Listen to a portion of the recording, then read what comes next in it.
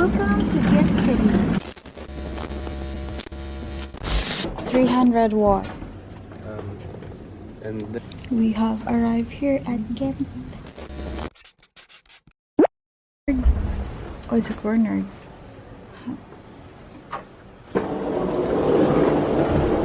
my god, that's you, sweetie. For real? Yeah, see, we picked in the market. Room tour of the Ghent hotel, guys. So if you ever want, like, you're curious about my husband, don't make wacky faces.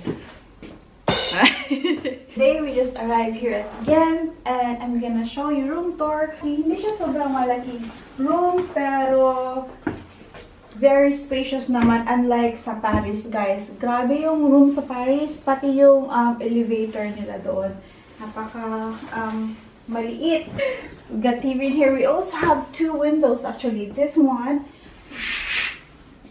so ito siya, facing around the corner in the street. And then the second, our favorite, is ito, facing the front of the street subway.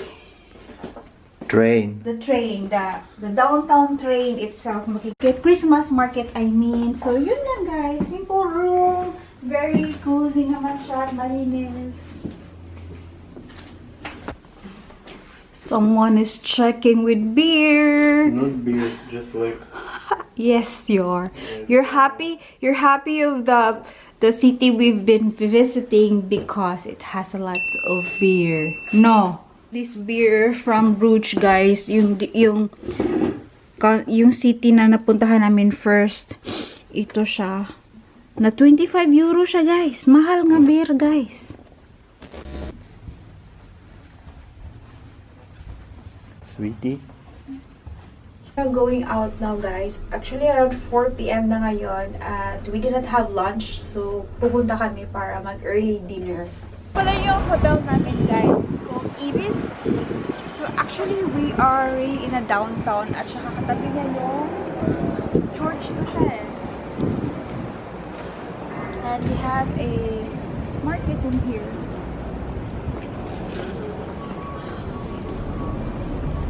Progress restaurant. This is really like raw, guys. It's a raw.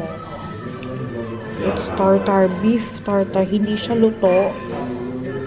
Oh my god, it's my first time to try this one. I tried like raw, but yung sa kinilaw, fish kinilaw, pero hindi ito yung ganito. Yung sa husband ko, he got chicken. Looks nice. First time kong kumain ng beef raw, guys. Beef raw. So, lagyan daw natin ng sauce.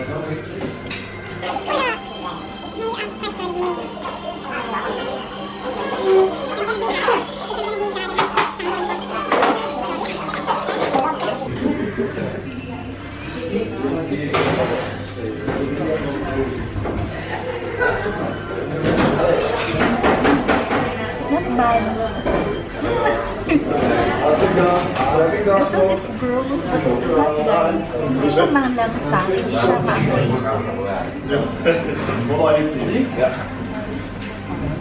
Yeah, I think it's fine. I wouldn't say that I like it, but eatable siya. So they have a Ferris wheel in here, which is malaki siya. Pero parang hindi pa siya nag-work, guys. See, wala pang lights. Let's go. Tapos na kami kumain, guys. So we are now walking along the canal. Meron din silang canal dito, same as Bruges. So we'll see if maganda din pa siya. So we're gonna have a canal tour, boat tour tomorrow. So ganito siya pag night. Ganito siya pag night dito, guys. Madaming lights kasi December na nga siya.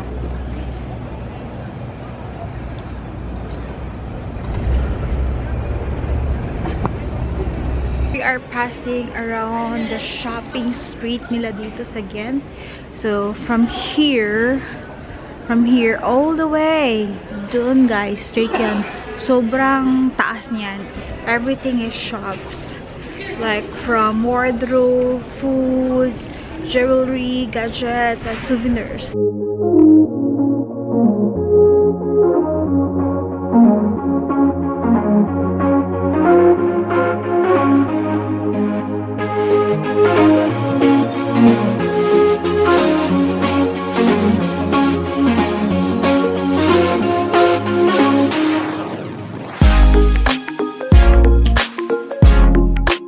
Our first bar here at Ghent, and tomorrow will be another one. So this is I think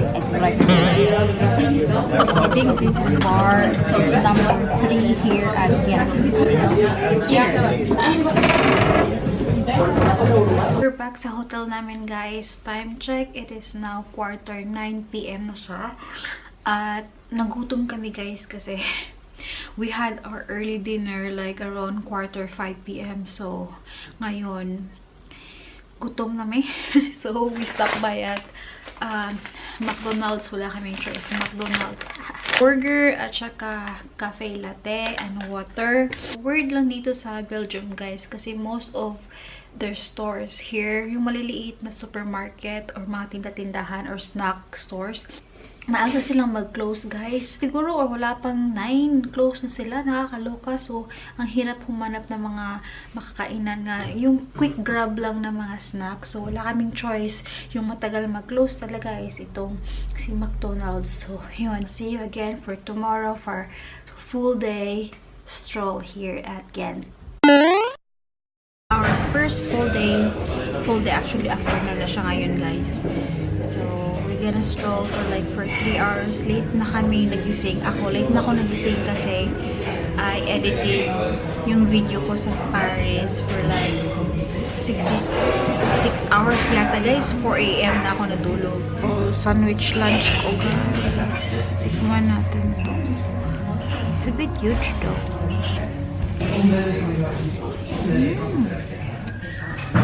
Masarap talaga.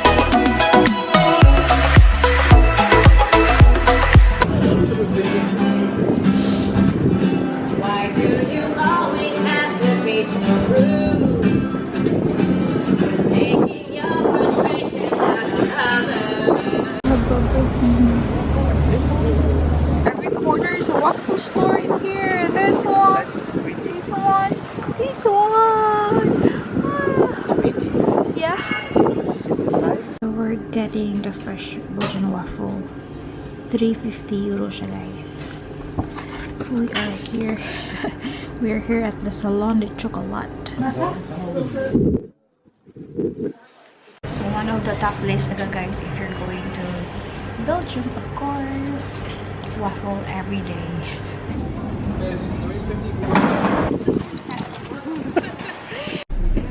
So if you want a different souvenir, they have a coin, Belgian heritage coin, for 2 euro.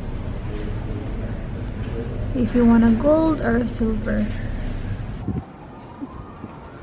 So this castle have admission fee or ticket is 10 euro.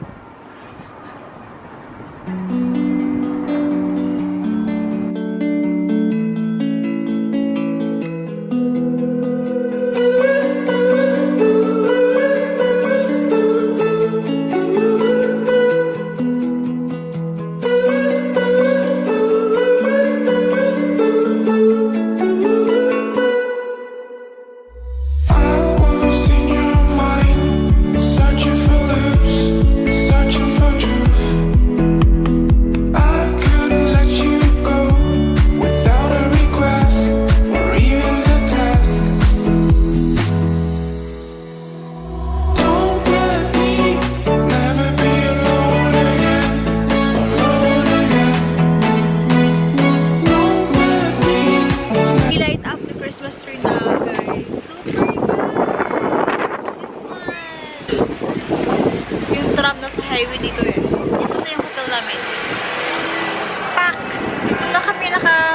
naka-check-in.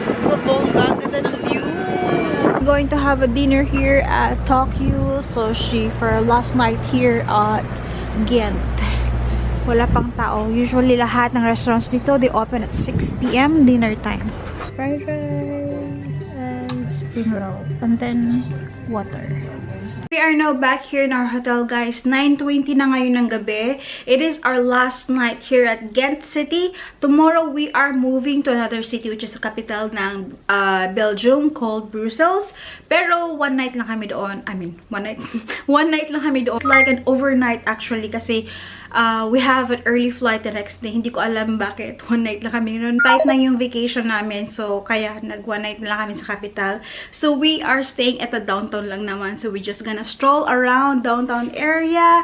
Walk at the whole day. And then leave back to Ukraine. So, I will end this Ghent vlog now, guys. See you at Brussels.